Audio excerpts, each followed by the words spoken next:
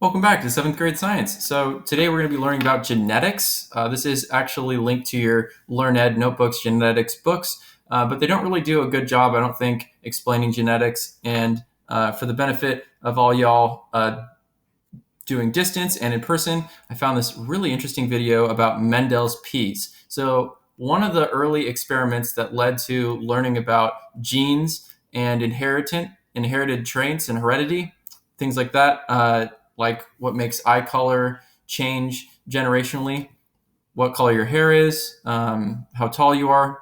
Those type of traits were actually discovered by a scientist studying peas and different types of pea plants and the uh, produce that it made from there. So I'd like you to watch this video. It'll explain a little bit about Punnett squares and goes hand in hand with the LearnEd notebook. So watch this video. There's another video here, Genetics 101. This again goes over DNA and a few other things. It explains the different genes, what a gene is, and different sections of the DNA. I think it does a good job with that. And what I'd like you to do after watching these videos is to fill out the blanks in pages 8 and 9 in the LearnEd notebook. This is in, again, page 8 and 9 in the genetics notebook. If you need a digital copy of it, click on this image. That should give you a link to something that you can just click and type in all the answers here. Feel free to do it on paper as well.